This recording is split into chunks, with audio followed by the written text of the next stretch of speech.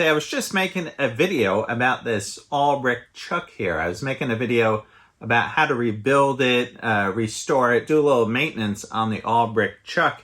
And I had it mounted on this here. This is an R8 to Jacobs Taper 6. And I went to go get this off, take it off. I used my Jacobs number 6 wedges to slide in and pop this off. And I tell you, man, this thing was stuck on there so hard, I couldn't believe it. And I actually broke these little wedges trying to get that off. So let me bring you in a little closer and I'll show you what I devised to get this off. All right, well, here is this R8 to Jacobs Taper number 6. Now this was in the Albrecht chuck here, and I tell you, boy, that was wedged in there. I could not budge it, and you see I've got these Jacobs tapered wedges here. These are the number 6 wedges, and I just cracked these in half. I was squeezing them together in the vise, putting some pressure on there, and I know those are hardened, and whammo.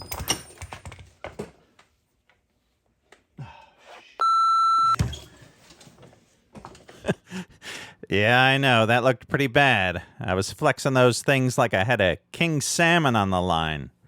They just cracked and split, went down to the floor. I was like, oh man, you know, this is really stuck on there if that is not pulling this apart. So I was like, man, what am I going to do now? And I was thinking all kinds of different ideas like dry ice or heat or that type of thing to get it off. But then I was like, these R8 arbors here, they are not very expensive. These are like 20 bucks. And this one already had some dings and that kind of thing in it. So I was like, what the heck? I can just trash it. So I was thinking I can make some sort of sleeve that sleeves over the top of this. And then I can utilize this is threaded for the drawbar on the Bridgeport mill. This is 7/16 20 thread in here. So this is what I did. I went over to the lathe. I took a piece of round bar. I chucked up on this.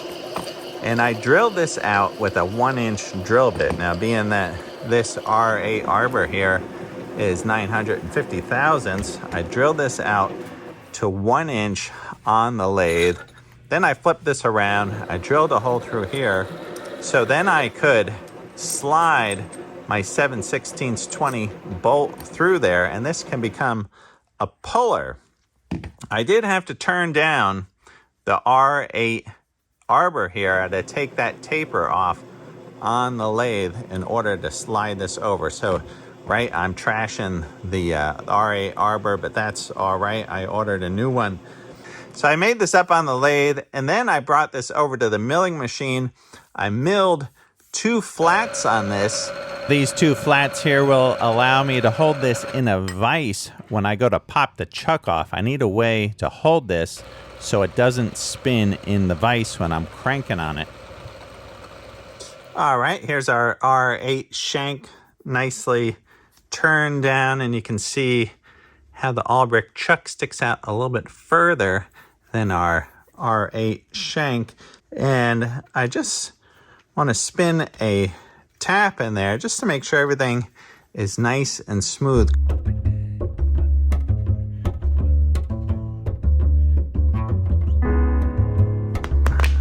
All right, I'm also going to put a little drop of whey oil just to lube these threads just a hair. All right, let's slide our puller over the top here. And see, that seats right on there nicely.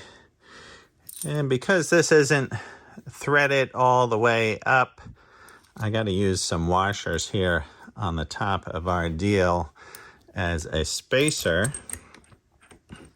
So I'll thread this in, and then I'll head over to the vise, and hopefully we can pop this right off. All right, here we are. My grandfather's nice Charles Parker machinist vise. And see how this works out nicely with these 2 flats.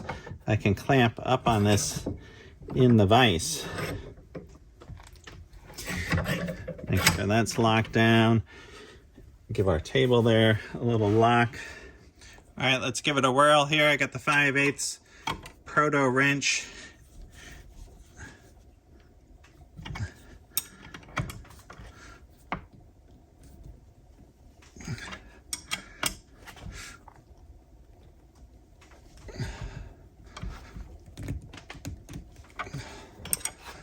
Man, that is really tight.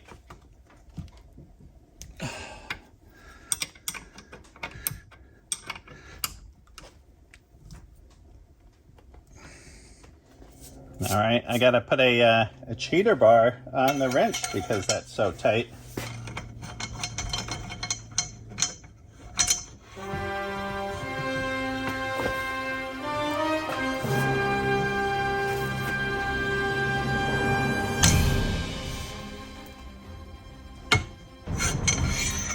All right, got a little something going there, a little movement.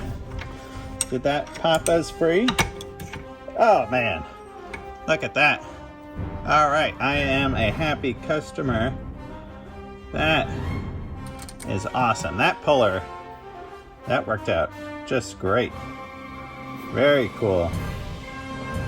Actually, the surface seems really nice in there. Boy, that was just really, really tight. All right, well, that worked out like a charm. That couldn't have gone smoother. I'm really happy getting this thing off of there. Man, that was so stuck on there. I was getting a little boggled. You know, maybe you guys have run into a similar situation in your shop. Maybe you used a different method. Maybe you used dry ice and some heat or some different kind of pulling. You know, I did put a little groove on this to make this a little bit wider so it was easier to get those wedges in there just as kind of a backup if my puller didn't work. You know, some of you guys might say, oh, well, why didn't you just slide a punch through the bottom of the chuck and pop it off? And, well, that's not possible with this kind of chuck here. This is solid all the way through, so you can't do that. So hence the puller. All right, I hope you guys are doing great. Hope you enjoyed this video. Rock and roll. All right, here we go. I'll see you soon here with the Albrecht chuck rebuild video. Tune in for that. Hope you guys are great. Right on.